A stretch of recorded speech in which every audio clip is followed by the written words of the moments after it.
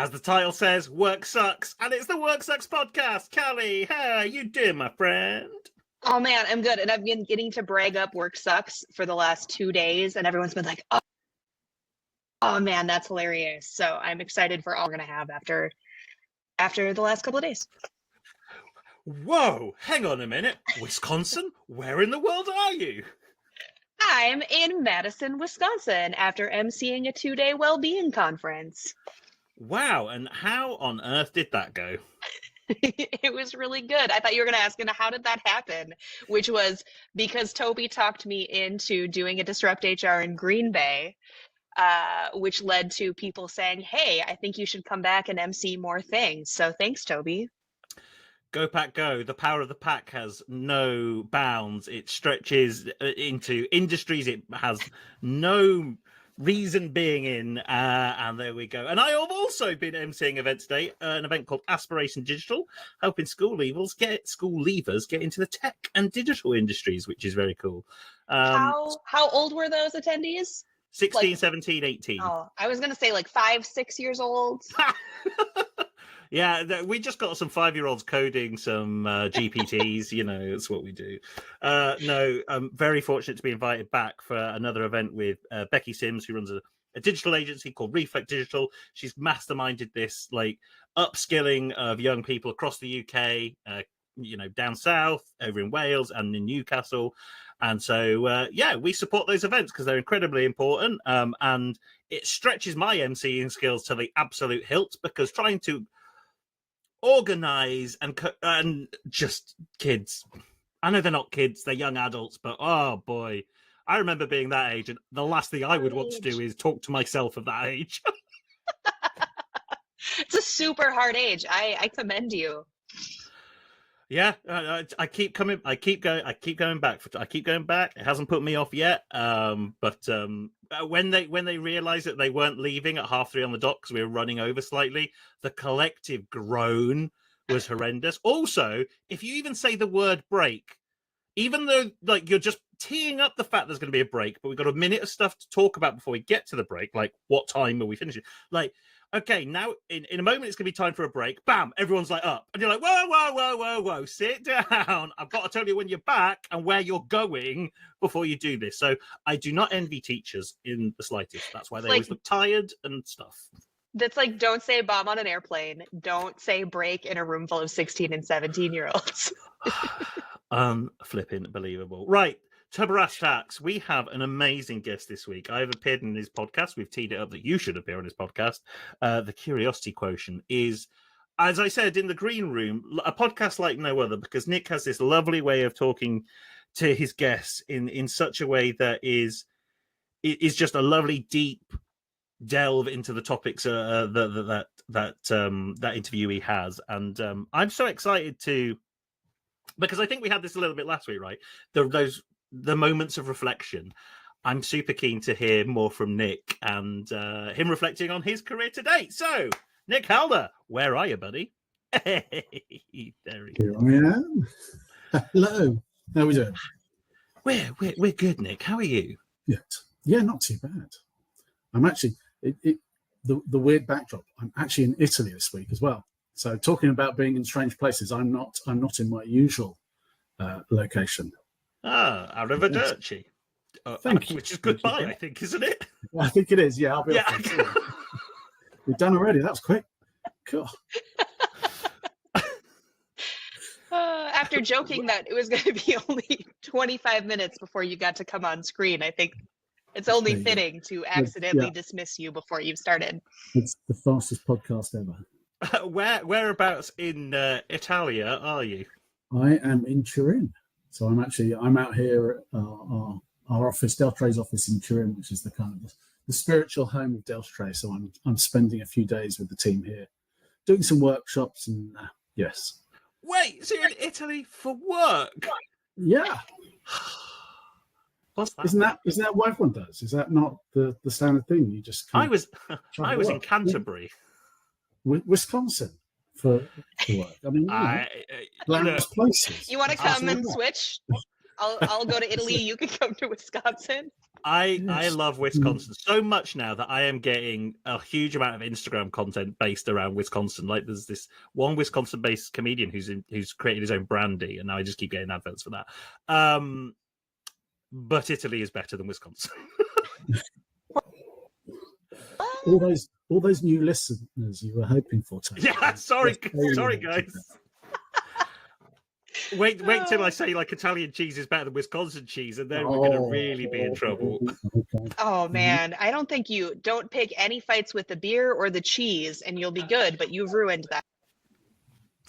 So thanks. Yeah, okay, so I won't be invited back. Disrupt Green Bay is cancelled next year. I can't do it. Nick, you just mentioned Delta. Yes. What do you do? What do you do? What do I do? So I'm in house. I work for Delta. They're a technology company. So what's really nice, you can see obviously a bit of a sports lover. Love the cricket. Delta is a tech business that's been around for 40 odd years. And most of the work we do is with large sports federations, big global sporting events, as well as entertainment and media. So we do technology that for OTT streaming platforms. So it's all about kind of getting your content out to the masses, data, graphics, officiating. We even have a part of our business that does VAR. So, but I know that's a little bit, in some quarters, that's quite a controversial thing these days. So well, yeah, let's test this one. Callie, what's VAR? Look, that I have absolutely no idea. It stands for Virtual Assistant Referee, and it is one of the worst inventions by mankind. Yeah. I mean, in fairness, we're doing it in Germany, not in the UK. So I think the Germans love VAR. They think it's a brilliant system, a brilliant technology. It's just whoever's doing the technology in the UK isn't up to the mark. Auf Wiedersehen. That isn't also goodbye, is it? That's good, like good afternoon, I think. Yeah. We don't get any European listeners, and Language. for good reason. Okay. Language lessons with Toby. Yes. Bonjour, French. I think that's a perfect segue to talking about interviews, because who doesn't love a good interview more than a podcast that does interviews? So, love to hear about your worst interview experience that you've ever had. Do you know, it's fascinating because when you sent me the list of questions and I was sitting there pondering on these, I was sitting there going, I don't actually know that I've had a really bad interview experience. And then I was sitting there going, well, is that because I haven't had a bad interview experience, or just that I've kind of mentally blocked it out, so that I've kind of cast it away and I've never thought about it.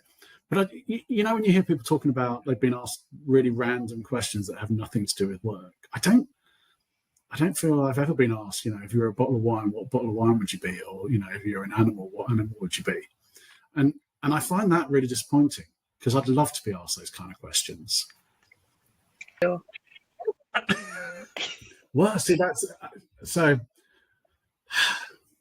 I would be sitting there saying I'm probably a fairly solitary animal. I'm an animal that is happy in its own company. So when I've pondered on this before, I thought possibly polar bear, because I quite like that. Obviously no one really messes with a polar bear. That's quite good. I like that idea. I want to be at the apex. I don't want to be getting eaten by other animals. So I'd probably go with that, but I like the idea of just that solitude and doing your thing, and then once a year you come together and meet some other polar bears and you do some stuff, have a few fights, and that sort of stuff, and then you get back off and do your own thing. So I think it would be that. That is such a good answer. It is a really good answer. I was thinking you were going to say the same answer as me when we talked to Holly Norton a couple episodes ago. This actually came up. Right.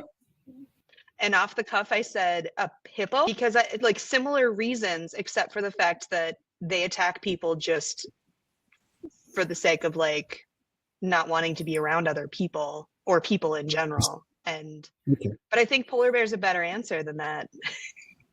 I quite like that. I mean, aside from global warming and the fact that it's going to get tough, but on polar bear, it's probably going to be quite a difficult future. I feel like, yeah, and I don't mind the cold. I quite like cold. So okay, how cold is cold to you? So, well, I mean, by English standards, cold is, anywhere that gets to -2, -3, which I know by probably Wisconsin, US standards is not cold at all. I spent time in Sweden, when it's been kind of -10, -15. And actually, if it's that kind of dry cold, it's not too bad. I can put on layers. I'm good with that. Weirdly, I think sometimes the UK cold, which is milder, is worse because it's a real damp, seeps into your bones cold. I'm not so good with that. But I figure, polar bears, they've got plenty of fat covering them. They've got a nice thick coat. They're probably okay. Yeah, fair. Don't ask a Midwesterner about weather or bring up weather in a Midwesterner's company without being ready to talk about it.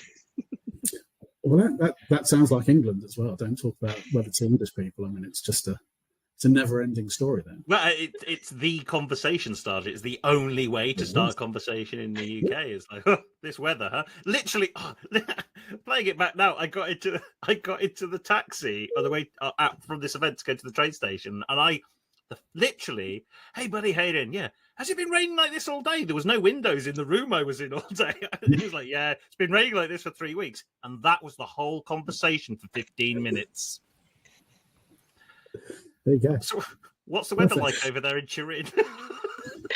Well, today's been a little bit damp, bit drizzly.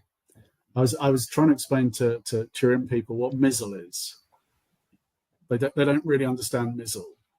They know what drizzle is if they've spoken to English people, but mizzle is a new one, which is, and I don't know if you get this in the US as well, but it's like drizzle, but it's lighter. It's when the moisture's just kind of hanging in the air, and you can get really, really wet, but you don't even realise that it's properly, that it's not falling. There's no water precipitation coming down. It's just there, present. Is it like fog? Not really, no. No. I tell you what it's kind of like, but this is even probably heavier than mizzle, is that it's, if you go to a really hot place and they have fans and they spray water into the fans, it's kind of like that if you're on like the outer edges of it, not right next to this is very specific, but if you're just like walking past the fan, maybe a meter or two out, and it's like, oh, I'm getting wet for some reason. Well, we know what the reason is. I just described it, but it's that, I think. Interesting. Does that resonate with you at all, Kathy? No. The misting does. Like, I've been past a misting machine, so I get the explanation. And misting, right? Mizzle, misting. It all works. It's all connected. Yeah, fits together nicely. I mean, you answered the other one of the questions. What bottle of wine would you be then? Oh. See, that one I haven't really thought about. I mean, it definitely red wine, I think. Okay, we can get colour. That's good. We can get colour, full-bodied. I want a specific variety and year, actually. Well, probably quite heavy tannins. I don't know, but in fairness, this is where I show myself up, because I don't really know that much about wines. I know what I like, and I know what I don't like. So I like the kind of 14.5% deep dark reds that you just kind of they're a little bit more viscous. They're a little bit heavier, and they just sort of sit there nicely, full of flavour. Yeah. So one of those. So your worst interview would be at a vineyard, but if it was an interview at a zoo, you'd probably be fine. Well, there you go. Yeah. This is what we're finding out. Exactly. Yeah. If Whipsnade or London Zoo are ever looking, then you go, I've got my answers sorted. Who are actually the same company. So, you'd actually get to work for both. The Zoological Society of London. There you go. Perfect. Good knowledge. So have you really never had a bad... You've never been on the receiving end of a bad interview. Have you ever, given a bad interview or undertaken one, whatever the word is? No, I've never. No, I probably... Have I ever been a bad interview? Not because of you as well. I just want to state, I was like, have you ever done a bad interview because you were interviewing someone badly, but the other person on the end absolutely crumbled or had other stuff going on where probably the closest I've come to having a bad interview as an interviewer is when you sit down with someone, and I suppose through the years I've recruited quite a lot of people, and I've always taken great care to think about the job description and kind of what I put out there to advertise the role. And I'm very precise and specific in, the kinds of behaviors and mindset we're looking for in these kind of things. And I don't tend to write it, I try to avoid the usual HR-y type descriptions because they're meaningless. So I've always been quite careful in crafting those things. And the closest I've come probably to bad interviews is when I get an interviewee who turns up who clearly hasn't properly read the bullet points. They've not ingested what I'm looking for. And then, of course, I ask questions which are centered around the things that are in the description, which is what I'm looking for. And you just get those terribly banal, bland, generic answers. And I'm sitting there going, okay, but I know I have to do the proper I have to give them every opportunity to do it. And after about 2 minutes, I'm just sitting there in the back of my mind going, I want to walk out of this room now. So do you help them along in that situation? Yeah, I've always been, I will give pointers, and I will kind of, I in some respects, I probably give too much description, when I'm contextualizing the question and talking to them about it. So yeah, I do that. And I even on some occasions where I've done okay, I hear what you're saying. That's a good example. Do you have any other examples which are more related to, and try and nudge them back towards something that's a little bit closer to what I'm actually talking about and looking for. So that's probably the closest to a bad one. But I think it's funny, isn't it? Because you get the I know you're not supposed to go on kind of gut instinct. I spent my entire career telling people, managers, when you're interviewing, you have to have a robust process, and you have to be fair to all candidates, and you have to follow it through and give them every opportunity. And when you're sitting there after about 60 seconds and your gut is screaming at you, no, this person is never, ever, ever going to fit in our organization. They have no place. I would never put them in my team in a million years. And that's quite hard to kind of, keep the poker face, keep the kind of positive element of the interview going for long enough for them to feel like they've had, a fair crack of the whip. That's probably, I find it's like, there's that bit of me that wants to go, look, you're wasting my time and you're wasting your time. But I've never. So would you conduct a day-long interview and give them the benefit of this? Sorry. I'm referencing back to someone who knew, like, to interview that it was the bad fit, but they just sat there anyway. But I assume you're not conducting full day-long interviews. No. I mean, most of I'll tell you the other thing that does, because all the way through my career, I'm like, there's that bit of me that goes, look, I know there are people who interview well. Funnily enough, I don't interview that well. I'm not a good interviewee. I don't know what it is, because I know what I should do, but it's just, there's that thing of you just kind of freeze up a little bit and you lose the eloquence and all those kind of things.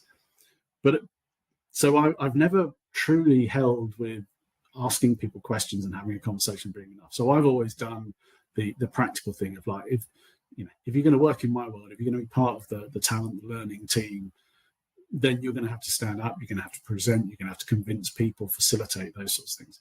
So I've always done if you get through the first stage of the interview, you're going to come in to a panel of people and you were going to ask you to run a session on something. And that's really fascinating, because I've had quite a few instances of people who interview really well, and then you get them into the practical, show us what you've got, show us the skills. And it's generally speaking, I've always given people lots of free rein. They can choose the topic pretty much. They can come with something that they're passionate about and they're really, is really within their wheelhouse of expertise, because I want to see how they connect with an audience. And you get these people who on paper and through that first process, you're thinking, this person can be really good. And then you sit there in the panel and you watch them, it's like, oh, that's just a bit disappointing. You seem there's a lot of similarities between you and Peter from last week. I want to call out in terms of your leadership style. There's a lot of thought and care that goes into absolutely everything you do, which, if you'd ever listened to any of the previous episodes about the worst boss bit, doesn't seem to be that common, to be completely honest. So kudos on being a good boss. Thank you. In fairness, you'd have to go and ask the people who work for me if I'm a good boss. I would like to. I would say with confidence, probably 80% of them would say that I'm a good boss, and there's a handful who probably wouldn't say I'm a good boss. I suspect through the years. Solid Which might B. be an answer to one of your other questions. I was going to say, you're giving yourself a B, which I think is better than most people should do if they're actually self-reflecting. So I think that's a really good segue. What about your worst boss? My worst boss. Yeah, see, I was reflecting. I've got a few examples here, and of course, as you were saying, keeping it relatively high level and vague. So, so I had a boss once who was, in many respects, a really good boss. I got on really well with them. We worked really well together for a long time, and it was one of those things of there was a point in our working together where a situation occurred, and it was a situation, interesting, it was a situation around diversity and inclusion. And it was one of those situations where I was shocked and surprised at the stance they took. And in retrospect, looking back on it, I've seen it a few times with HR directors and chief people officers, where there's almost the overriding thing is protecting the organization. And that overrides something for me, which is just doing the right thing by the people as well. So it's interesting, having always worked in the HR world, being considered part of the HR world, I don't consider myself to be a particularly good HRE person. I'm not a classical HR person, because I've always believed there has to be give and take. It's the organization and it's the people, and there has to be the balance between those two things. And I had this boss, and it was to do with we'd set up a safe space for women in the organization to be able to kind of, it was a virtual environment where they could just come together, share, ask questions, support each other.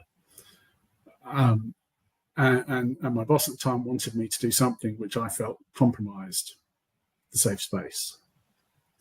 And it was one of those things that just felt deeply uncomfortable. I didn't want to do it. It didn't feel right. And it was one of those, where you've worked with someone for a long time and it's felt like a good relationship for all that time. And then suddenly you go, okay. And that kind of, it caused a lot of friction. I think damaged the relationship we had. Now, I don't think, again, the question is the worst boss. I don't think that they were the worst boss, or even necessarily a bad boss, but I think it just exposed the different ways of thinking you get sometimes between chief people officers and others. I think that probably answers the question of most disappointing boss, because you've just described until that point there was a good relationship and there was alignment and all that kind of stuff, and then all of a sudden then there wasn't, and it was like never meet your heroes kind of thing. It's this is actually which I think disappointment and bad bosses in equal measure, because you never want someone to disappoint you and unravel that relationship, I guess. Yeah. It definitely. It didn't destroy the relationship, but it certainly changed the dynamic of the relationship, and it was never quite the same after that. That was one. If we're talking about bosses, not necessarily my direct boss, then I have another good example. Which, weirdly enough, and unplanned, but this one was related to diversity and inclusion as well. So this was actually an executive in an organization So we were doing work around gender and pronouns, and we did some work within the organisation talking about why actually putting your pronoun on your signature and going to that thing of asking people what pronoun they would like you to use and those kind of things. And we were talking about the value of that in terms of trying to create a safe space for people feeling able to share the pronoun that they want to share. And it resulted in this massive blow up. It was one of those classic situations where I was accused of all sorts of wokery and going completely over the top and all this sort of stuff, and real issues. In fairness, that I would consider that person to be one of the worst bosses I've ever seen in any organisation, even though they weren't my boss, because the level of narcissism and ego and the toxic behaviours that came through, and that was one of the first. It was like, oh wow, that's quite an extreme version of that. But then after that, suddenly kind of unpicking and seeing more and more dysfunction behind the scenes there. That reminds me of the worst survey response I've ever had.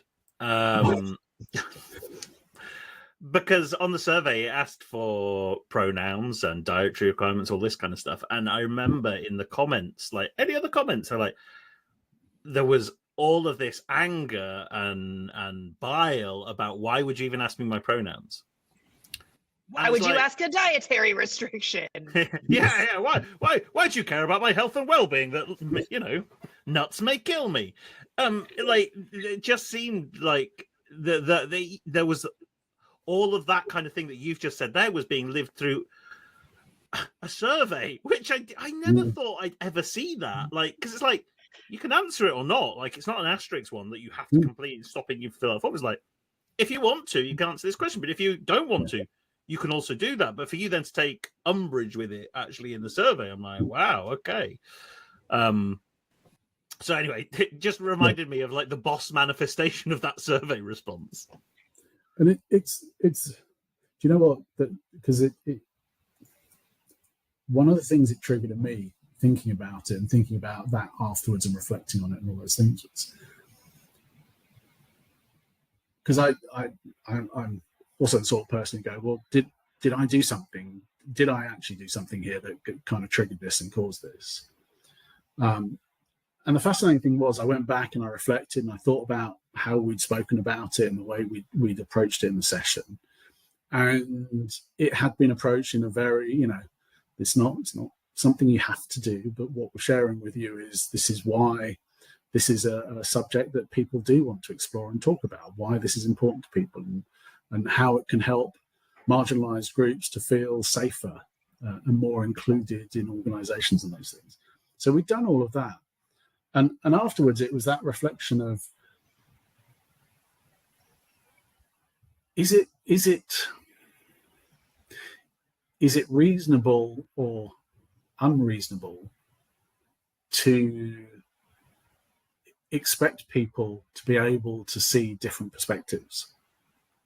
Because I think one of the things I do is sometimes way too much and way too far is I spend my life trying to see things from different perspectives, like how I see the world, but also how people completely different to me see the world. How do they see it differently? I deliberately try and kind of work from that basis. And I was sitting there going, okay, so clearly this individual is someone who did not want to see the world from any other perspective than their own. And I think that because if you like that, for me, that's the most troubling thing. Not even their belief system. Their belief system was wrong, but it wasn't even that. It's just the fact that they were so closed off to any other perspective or any other consideration. They had, to use my podcast, they had no curiosity about difference in the world at all. It's like, this is how I see the world. This is my view of it, and that's it. And you start going, is that the thing that's truly unacceptable? Is only ever having one perspective and only ever being able to see one view of how things are.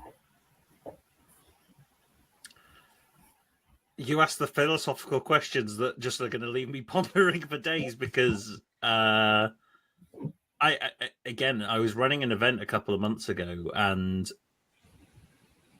one of the people was talking about they're talking about introversion, and someone in the crowd went, "Why should I change the way I operate to suit you?"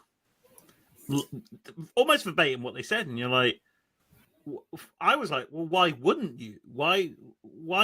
I'm not asking you to change everything about your being to accommodate this person's kind of needs, because pretty much they have literally just told you for their whole life they've been adapting their way of doing stuff to fit neurotypical people. So I don't think this person's on stage saying you have to do all of this for me to accommodate for me. It's like, meet me in the middle and have some at least understanding and empathy with anything. Like, you're not asking people to, like you said, you're not asking people to change their belief system. You're not asking people to be different. You're asking to appreciate that some people are different and interact in different ways. Yeah. And isn't that, I just find it baffling. Like, whether you're left, whether you're right, whether you're up, you're down, whatever, we're all still people at the end of the day. And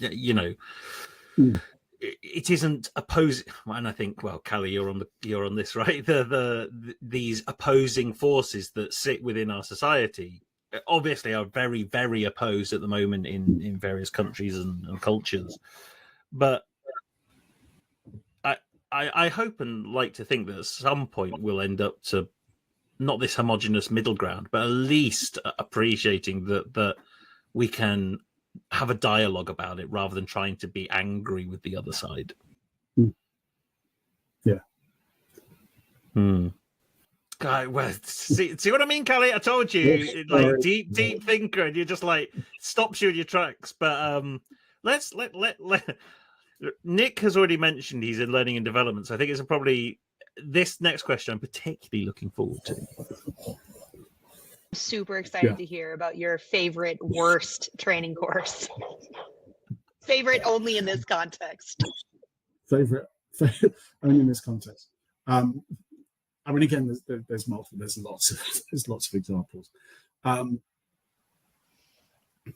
So one very specific example. Many years ago, when I joined an organisation, I went on the kind of one of the early courses. It was about learning the industry that we were in, and the person running the course was an older gentleman. He'd been doing what he did for many years, and you could kind of see he'd lost his mojo.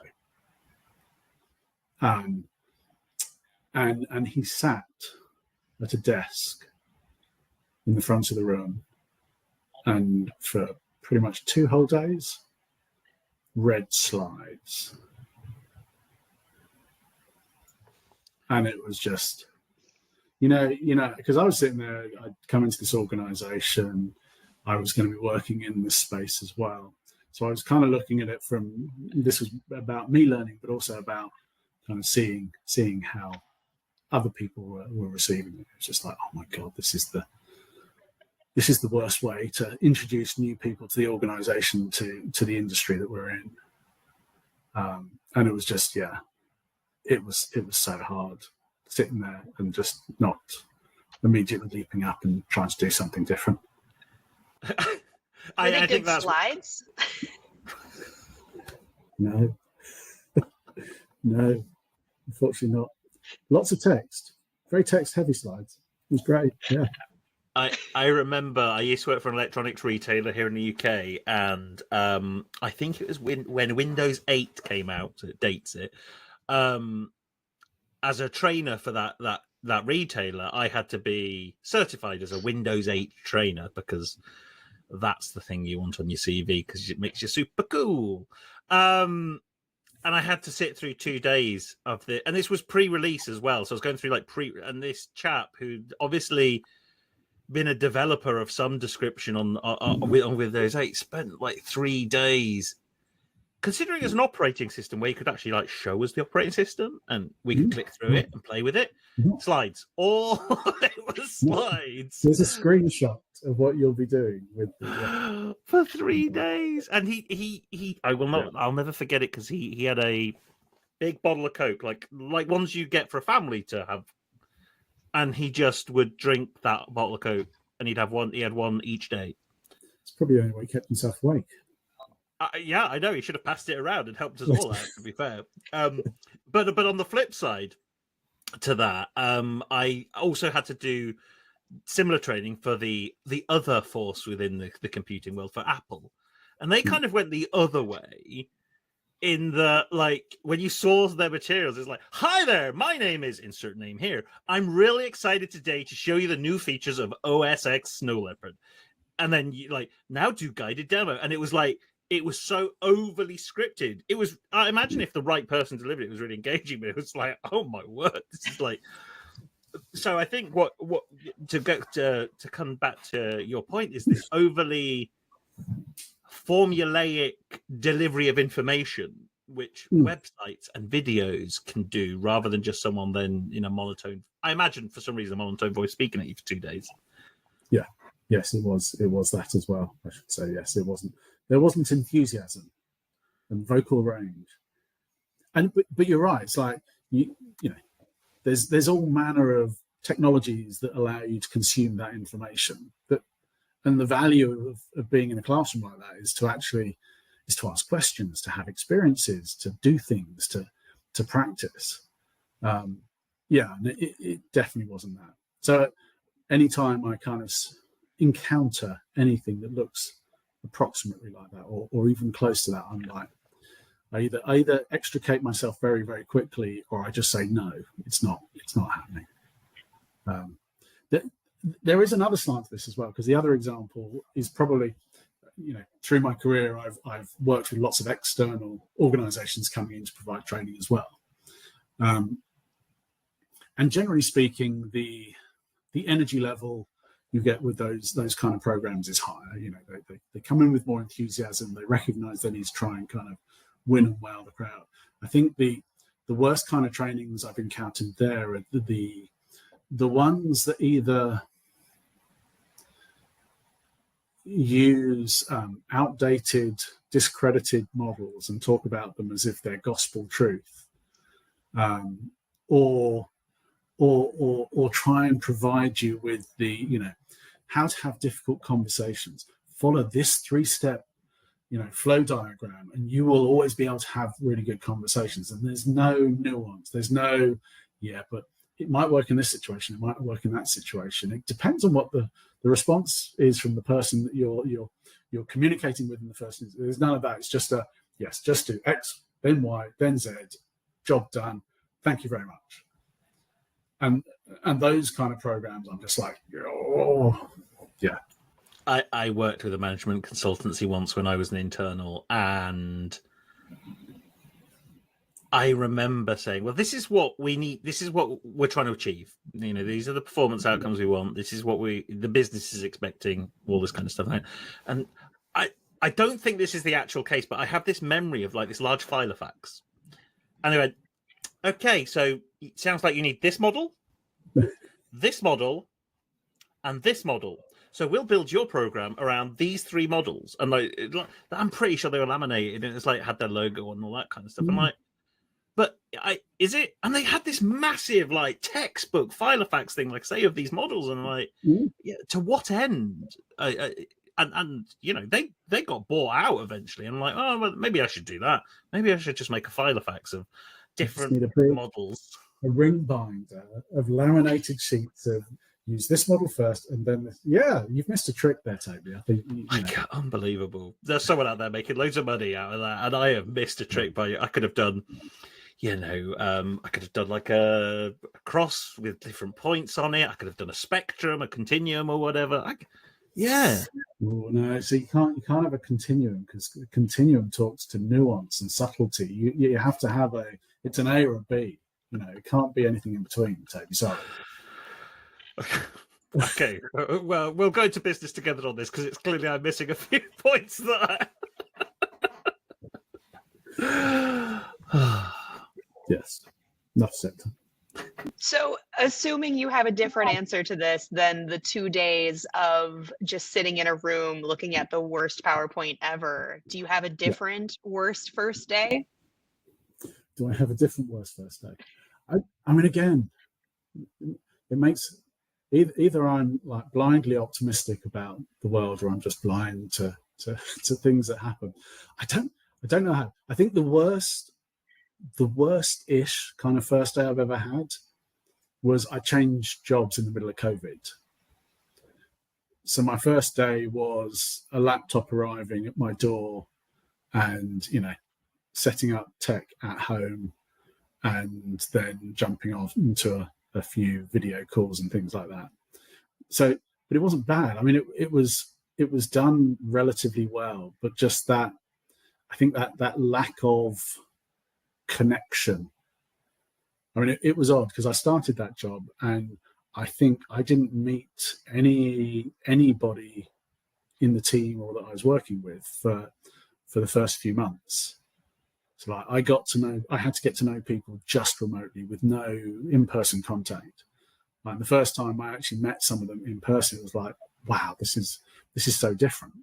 So I think that's probably the worst experience. But it wasn't because people did things badly. It was just it lacked some of the things that I think are so important and so valuable when you're getting to know a new group of people.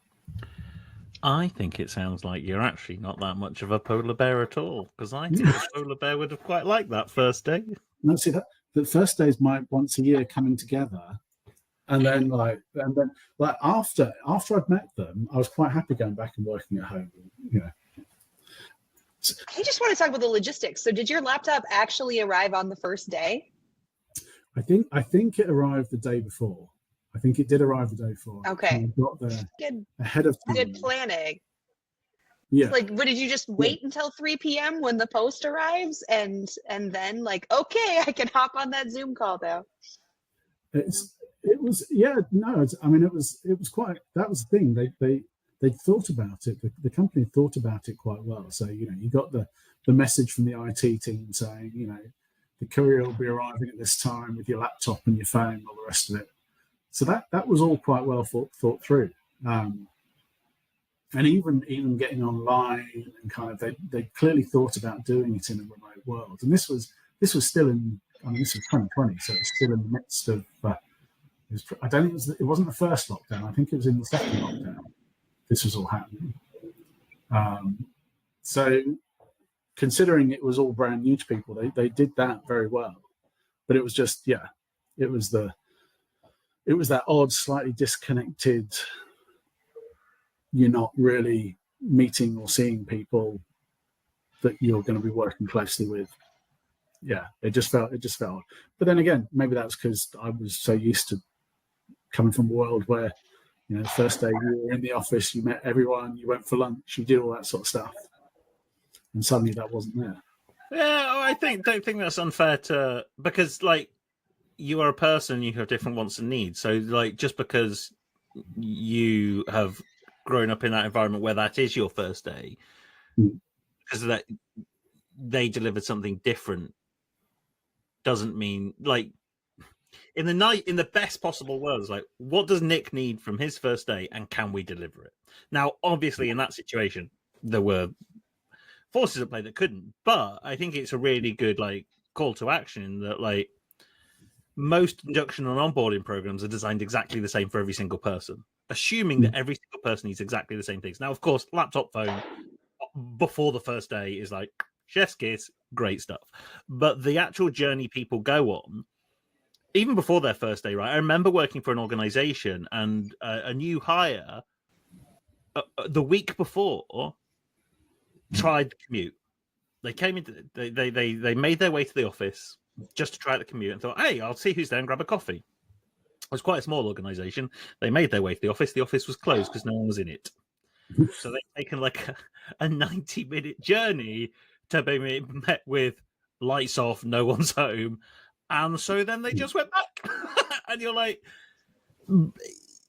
it's those subtle nuances in the design of how you have a first day, first week onboarding experience that I don't think you can, unless something like COVID completely precludes you from doing that. It's like, actually, Nick, would you prefer to sit at home on your own in your isolated little igloo polar bear thing? I've now got you in this little like white fur coat, which I'm going to play you one day. Or would you like to come in and be a social butterfly and swan around the office for a day? Like, what would give you the best experience? Because some people like just want to kind of go, I just need to get my bearings before I even step into the world of talking to other people. So it's interesting.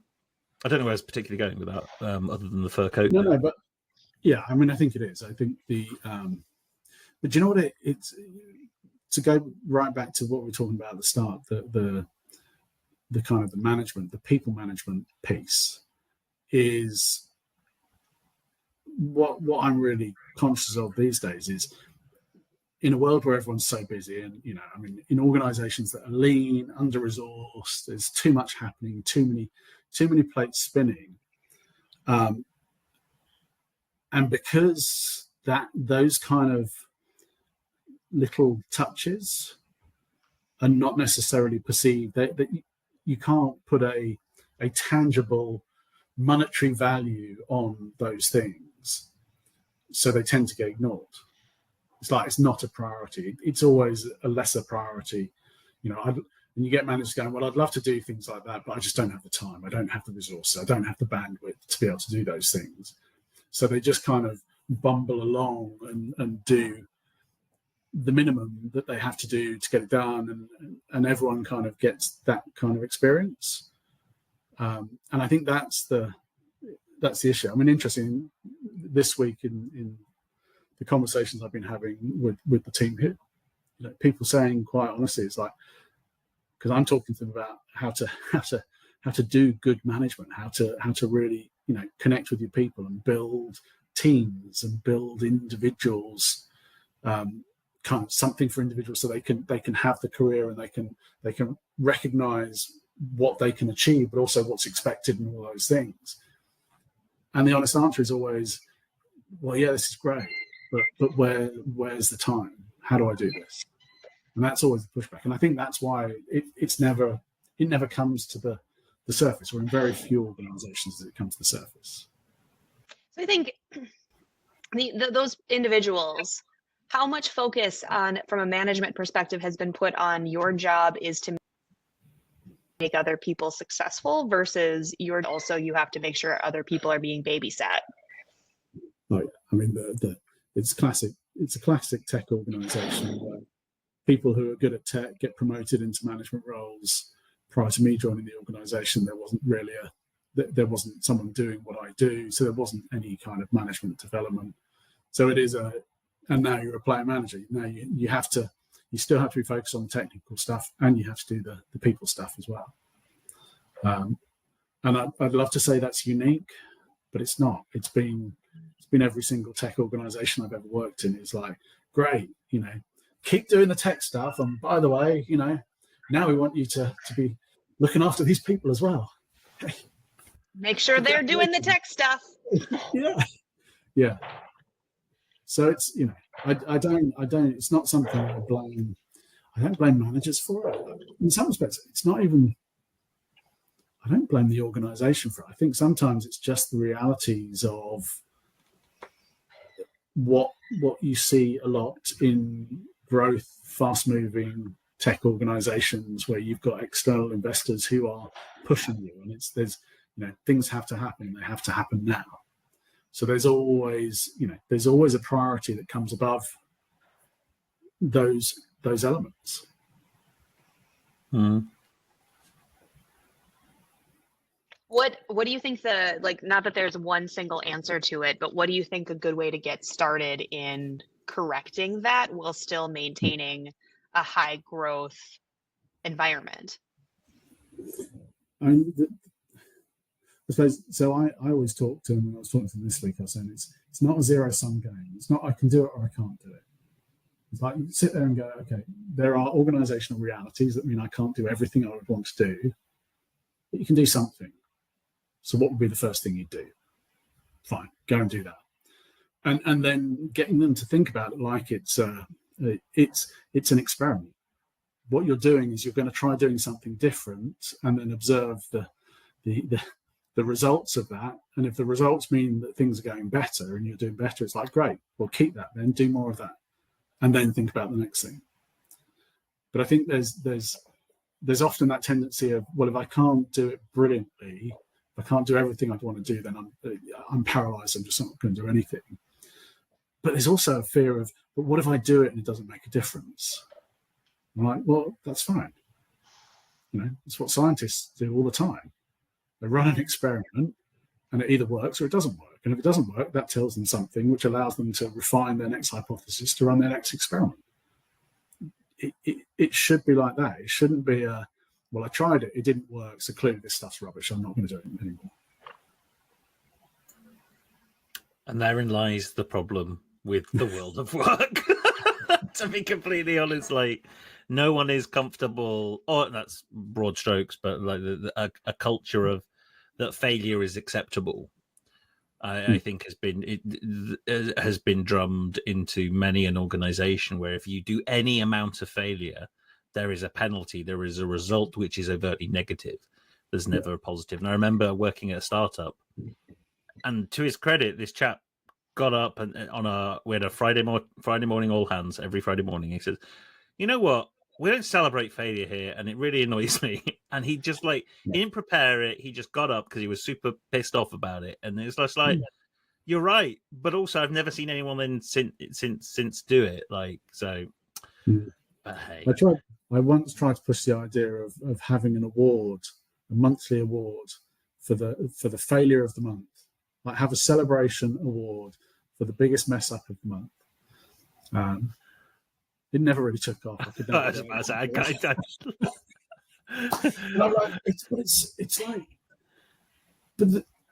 It's frustrating though, isn't it? Because actually, if you think about the brilliant things that happen in the world, the brilliant things that happen in the world always happen after multiple failures and attempts prior to the brilliant thing happening. I mean, it's like how many world-changing inventions they did it right first time. Yay! I mean, it just doesn't happen, and I find that baffling that when you have organisations talking about, we want to push the envelope, we want to be at the bleeding edge, we want to be shaking up and disrupting an industry, but we want to do it without making a single mistake. One of the talks at the event I was at today, he put up a list of stuff up on the screen. I was like, and he just asked the crowd, were these inventions intentional or accidents? And so we had microwaves, X-ray machines, sweetener, post-it notes, and they obviously the thing they had in common, they're all accidents. No one intended to set out to do that, and so you subvert the whole thing, and you're just like, well, some of the best things in the world have come out from you trying to achieve something else, which by definition is a failure, because you were trying to achieve this and you actually achieved the X-ray machine, which has changed, a lot. but in a corporate world, you're like, well, you failed because you didn't meet your stated objectives as you set out in Q1. Well, KPI said this, and right? Yeah. This is why we do this podcast. What are we going to talk about next? What's the next question? What is the worst thing you have ever been asked to do at work? So the worst thing. Whoa! We just need to pause there, because that is the best reaction we've ever had to that question ever.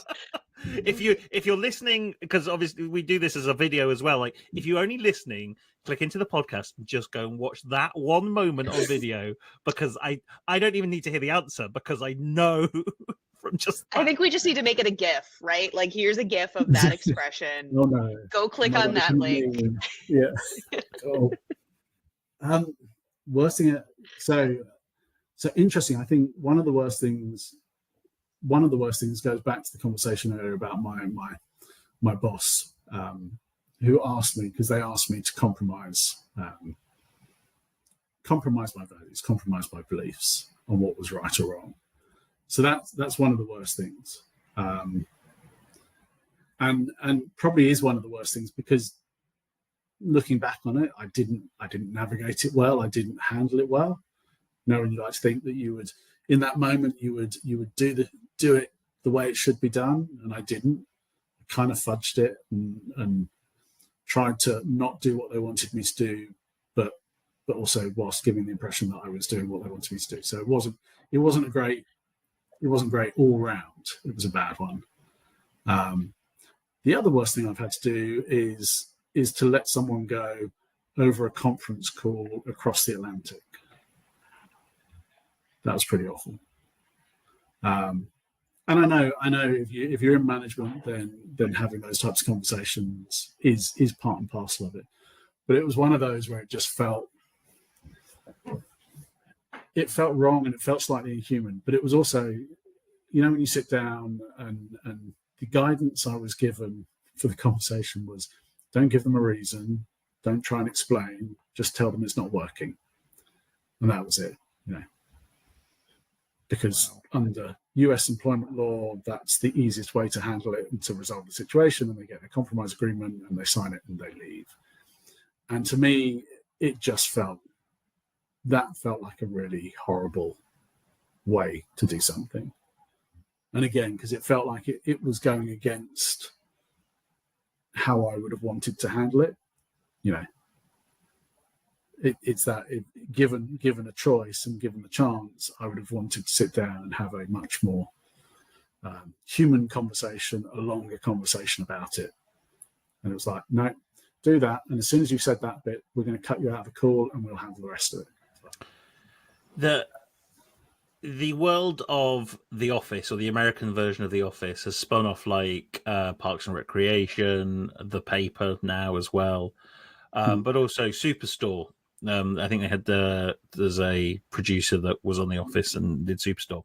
And whilst it might not be the funniest of those shows, it's definitely the one that just shines a light on US employment law in an incredibly stark way, to those things where you're just like, we're very fortunate in our little island that we have the employment law that we do. Sometimes it gets in the way and sometimes it's annoying, but it's ultimately there to prohibit some of the stuff that you've had. And I'm sorry, I'm gonna spin straight into the next question, because I think I have a sense they might be aligned, but like, what is one change you would make in the world of work that would be really easy to change and it would make everything a bit better?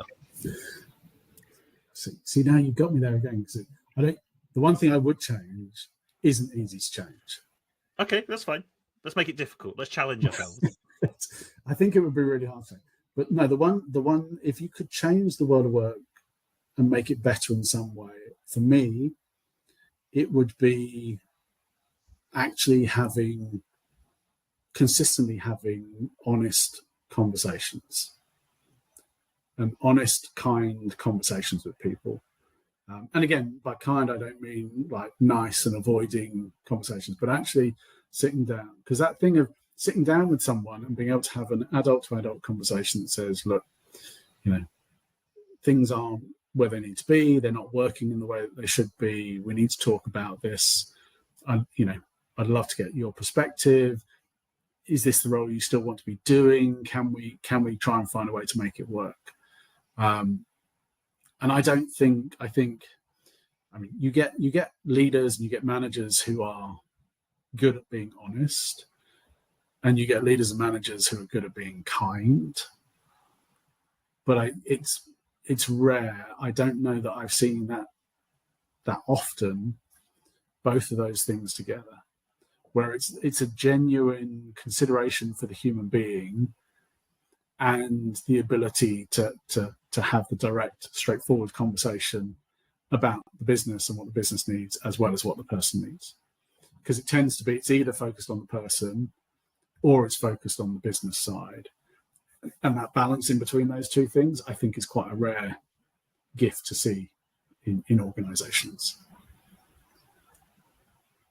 I'm trying to think now. I'm going to look it up. Kim Scott's radical candor. I know we've talked about models, but like ruinous empathy. I talked 2 weeks ago on stage where someone talked about HR just being riddled with ruinous empathy. That you can do all that stuff, but ultimately, like, if there's not like the it's not necessarily diametrically opposed, but if they're not applying some of that rigor to it as well, you're just, and someone I spoke to a couple of months ago called it a balance between love and rigor. That's the thing. It's like you still have love, but there's rigor as well, and you try and balance those things. Is that it's easier said than done for sure. So I understand, but like at least try, right?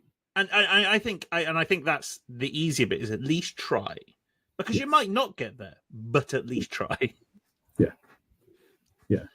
And because interesting, I think there's another angle to that, which is definitely not easier. It's probably even harder, which is because I do genuinely believe that if you want people to bring the best themselves to what they do, that honesty and that transparency is really important. And I think the treating people like adults, treating people like they can actually understand the real situation in organizations. All too often where you see restructuring going on and kind of organizations going through transformation and everything else. And it's always how do we do this without letting many people know, getting people to sign non-disclosures, making sure that we're keeping all the information. It's like there's just a lack of belief or trust that people can be kind of adult and take the messages on board. And I get it. There are situations where people can't. Some people in those moments will react, but it's almost like we've got to this point now where, because there's some people who will react in that way, we fear having proper conversations with everyone. It's like we've kind of reduced it right down so that we don't ever make a mistake or don't ever get it wrong. Well, I think there's this weird elephant in the room where we pretend like people are going to be here for 30, 40 years. Like, reality, they're going to be 3. So let's have a relationship where we say, okay, we know that there's an expiration date on here. How do we extend that for the good of everybody? And if we approached it from that, I think what you're talking about would be so much easier. Yeah. I think as well, it's that, and not be afraid. If someone doesn't like the message that you're telling them and they decide to leave, then if the message is aligned to your values, that's probably a good thing. It's like, it probably isn't the organization. I think there's that thing of you, again, talking to managers saying, like, if you're recruiting people, if everybody wants to come and work for your team, you're probably doing something wrong. It's like, because there should be some people who go, you know what, actually, no, that's just not the place I want to be. That's not the kind of environment that will suit me. There's that level of, you should be able to say, this is what it is. And if that's what you want and that's what you really enjoy, this is great. You'll love this place. But if you want something different, you're not going to, this is not going to be a place you enjoy. Sorry. And that's okay. But again, I don't think we do that. We don't kind of have that honest upfront conversation in that part of the process either. There's a lot to fix here, Nick. Yes. So you've got the answers there, yeah? That's what you're telling me? I got all the answers just in a little box down here that I'm keeping to myself because no, I don't. Some of it I don't. Well, I don't really care. That's not. I don't know. It's not necessarily care about what the answer is, but like it's the effort to move to find an answer. That's the thing that frustrates me the most. The inability to even try to see it how you've just described it, and then make a conscious effort to at least do something about it. Yeah. There is an incredible amount of inaction. It's the criticism I leverage at HR quite a lot, is that most of HR is to design the very designed to mitigate the very worst of human behavior. Yeah. And that's everything that that encompasses, and then assuming that every single person will be the very worst person that we could ever have. And that's never the case. There is always one or a few, but and therefore the whole people ecosystem within a company is built off that foundation, and you just have this kind of huge bucket of slurry that is just no good for anyone, because it's like, well, what are you expecting me to do here other than kind of go, well, why me? Why are you telling this to me? Yeah, I think it's spot on. It's risk management. It's not aspirational. Mm. I like that. That's a good summary. We have a few quotes every couple of episodes where we kind of that go on a t-shirt, and I think that's a t-shirt that we sell at HR and L&D conference for sure. And my royalty fees are very low, so that's good. Fantastic. They weren't being offered, and we'll just delete that bit out of the podcast and say Callie came up with it. I was gonna say, if we put your face on it, does that count as royalty? And no, it's gonna have a picture of a polar bear on it, so he can't claim royalties on that either, because it's like you don't own the royalties of a polar bear. But is it a polar bear that will look a little bit like me? He'll have a pair of glasses on for sure. It might have like a darkening around the chin to represent a beard, but you're not that unique, Nick. That glasses and beards are pretty rife in the world. Glasses and beards is definitely me. I'm claiming that.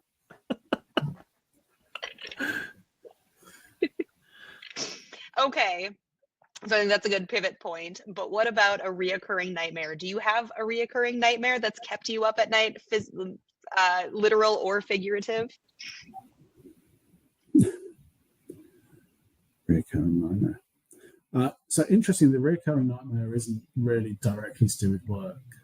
So my kind of academic background is political science. I'm a historian and a political scientist. That's my thing.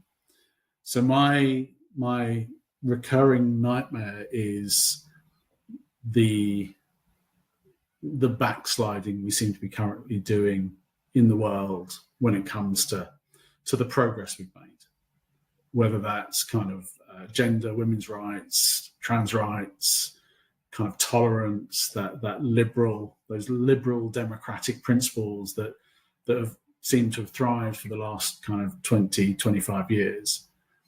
And we seem to be going backwards. And most disappointingly, the people you want, the leaders of those centrist and left of centre political parties that you want to be really strong and standing up to the hate just don't seem to be doing a great job at the moment. It's just not, the hate rhetoric seems to be far more effective and readily accepted by people than the more balanced, moderate stance. And that's my nightmare, because then you start thinking, 100 years and we haven't learned anything from the last time this all happened. And that concerns me. I think you're in good company here, Nick, because the conversation myself and Callie, and bless her, Callie is in a different country. Well, you're in a different country as well, but I know you're residing in the United Kingdom, which is ain't so united at the moment. But the United States also not extremely united in its thought processes. You just have to. I'm glad we've got another question after this, because there's going to be a real downer to the end. Like, you have to maintain a belief that it comes back at some point, otherwise everything goes pretty dark quite quickly. One of the speakers that I got to listen to with this conference that I'm at is from the LGBT Chamber of Commerce for the state of Wisconsin. And one of the things that he talked about that makes me feel a little bit better is that 96% of Americans still believe in equality, and that it's just this like very vocal minority that's gotten a lot of traction and is causing a lot of problems. And there's too many people who are unwilling to take a stand. But it made me a little bit more optimistic that the world hasn't gone quite as crazy as it feels like it has. We're just letting people who are really noisy have an even bigger megaphone talking about these crazy things that most people don't have super strong opinions on if they don't outright disagree with. And I'm hoping that there's, I don't know, more truth to that than what it feels like. I'm very much minded to agree. I think most people, I believe people are good. Inherently, I believe most people are good. I think you're right. There's a really noisy, nasty minority. I think the challenge is we have to mobilize the quiet, the silent majority in a way that no one's managed to do as yet. Absolutely. Yeah. Interesting, in the UK, I love the fact I saw a while back that in the UK, the most kind of politically active protest group now are aged 70 to 80. So weirdly, in the UK, it's older people who are the ones going out and protesting on the streets and getting carted off now, and things like that, which is, in some respects, you kind of think that makes sense, because they literally have lived through so much of what came before. So they've seen it. They've seen the cycles. But I think we need to figure out how to get the other kind of the other generations out there participating as well. It's amazing what boredom can do if it's the 70s or 80s. Yeah. What do you do after retirement? Protest, probably. Yeah, There's nothing else to do. I've got a gap between my cruises, so I'm just going to go and and daytime TV ain't what it used to be. So I've got to get out of the house. Yeah, quite. Okay, we got one more question. Let's dive into it. Tell us about your coworker from hell, Meld, as we talked about before the episode started. Co-worker from hell. So this is a generic co-worker from hell example. I think for me, it's the co-workers who have given up, the kind of the passive victim mindset. The phrase I love to use: the people who are happy with satisfactory. They like, that there's no desire, and it's hard, I know, because sometimes like you get into a rut and things happen. But as I keep saying to people, I'm not sure they appreciate this, but I keep saying to people, it's like, well, in reality these days, you're going to spend 40, 50 years in the world of work, and an awful lot of time of your waking life is going to be at work. So it has to mean something. There has to be enjoyment or purpose or fulfillment or something, because otherwise, I mean, Christ, that's a large proportion of your life that you're just, frittering away. And for me, I'm like, that just can't happen. I wouldn't accept that for myself. And I sit there and I go, and I don't think anybody should accept it if they've got any kind of choice. So that's my worst kind of employees, people who just, they don't think about it. They're passive. They're passengers along this journey, and they don't see that they have a personal accountability to be more involved, to be more active, to get stuck into it. I could talk to you for hours. I'm just like, the level of depth into which you've thought of some of these responses is it's a first on this podcast. I'm not saying that we've had surface level answers before, but like a lot of people will bring like, oh, I've got this experience, and some of them are shocking, some of them are hilarious, and some of them are like jaw dropping. But you just bring this additional depth to like, oh, I'm not going to answer with a specific scenario. I'm going to answer with this hypothetical situation, which I think we can all resonate. That's the other thing, is like it cuts to the very core of the question, in that we resonate with it. Like you go, I know exactly what you're talking about. And I think I talked at the top of the podcast. I think that's what I love about how you articulate yourself and your work, is that there aren't many people that do it to that level, because you end up with some of this surface level bullshittery that doesn't really cut to it, and you're like, okay, you've managed to have enough experiences and enough observations around the world to be able to synthesize it in such a short amount of time, where everyone just goes, Nick knows. Another t-shirt. Nick knows. Nick knows. There you go. I'm definitely getting royalties on that one. You can have that one. That is fair. We're using your name. That will have your face on it. That's absolutely fine. I've just realised how long we've been talking for as well. Okay, so let's skip to the bonus question, and then we'll begin to wrap up. The bonus question is kind of like our Top Gear wall, where I will get one made up at some point where I'll just have it in the background. But the longest commute, and Callie and I have now established some rules on this, because people were starting to play merry hell with the rules on this one. But it has to be a regular, consistent commute. It can't be just when I went to China once for work. That's not a commute. But if you were doing something consistently, then that's fine. So I went to Hong Kong more than once. Does that count? I think. Did you do it on a weekly basis? Yeah. No. And Okay. you can't have that. That would have, if you were doing it on a weekly basis, that would have sent you to the top of the leaderboard. Would it send to the top? I mean, are we going on mileage or are we going on time? We're going to go on time. So interestingly, my current commute when I go to central London is an hour and a half each way. Okay. Good chunk of time. So that's a good chunk of time. But I do that once a week. That's fine. That's fine. You can have that one. We will take that one. So that's probably my longest. Yeah. So you're currently doing your longest an hour and a half. Yeah, I think from memory that sits you probably about 4th or 5th. I'm surprised. There seems to be. Did I say an hour and a half? Sorry, I meant 2.5 hours. Southwest training. So you could. Well, yeah. You literally could say anything you want to. We'll believe you because you've convinced us that you're an amazing person, and we'll just believe anything that comes out of your mouth. Okay, 90 minutes. That's not bad. Callie always has the very difficult job of trying to wrap up what we've heard over the past hour and 15 minutes. Callie, where do you start? I have been wondering that for the last hour. Honestly, 30 minutes in was this is going to be really hard to try to put any sort of summary to.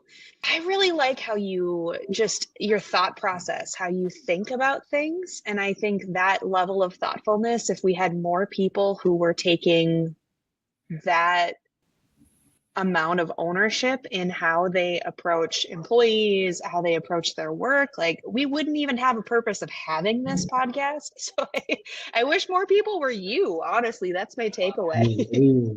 Oh, no, careful about that.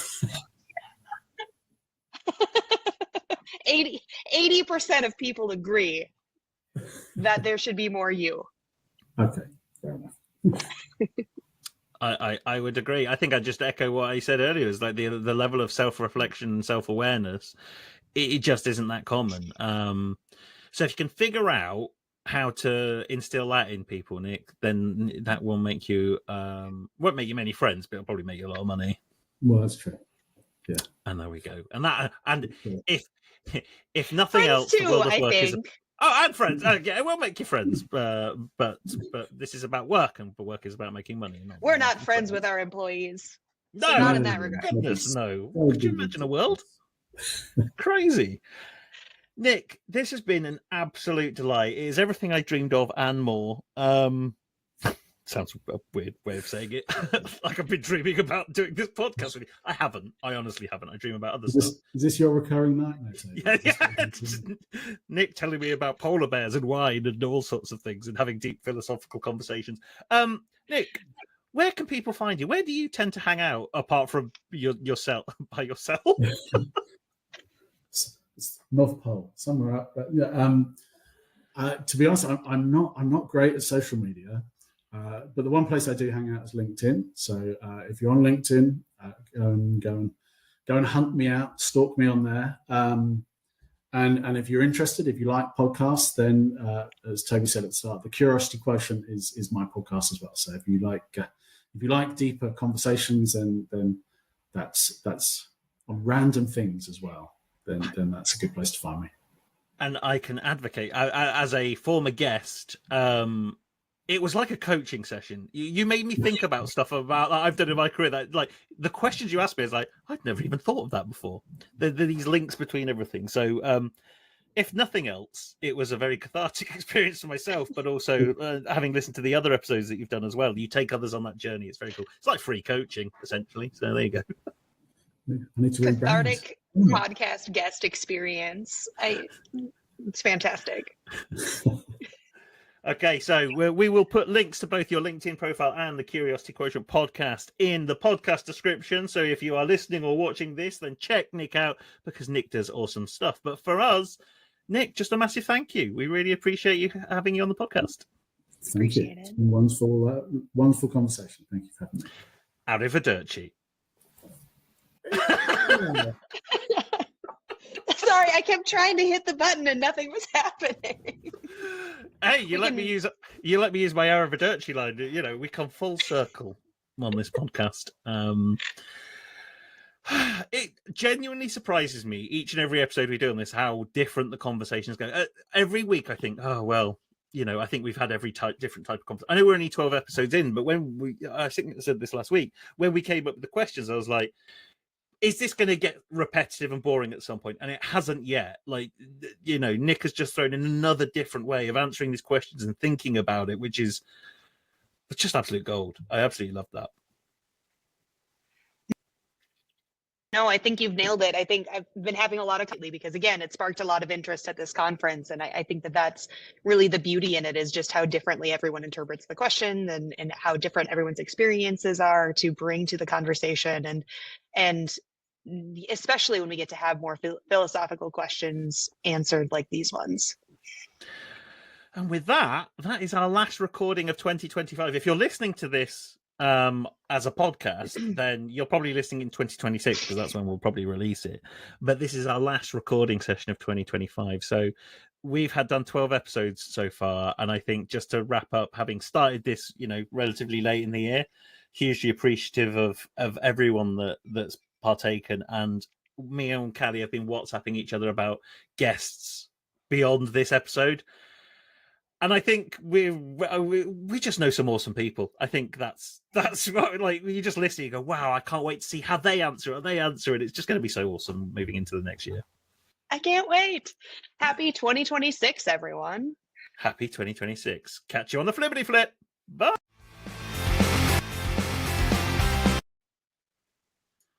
Hey, we're back. What is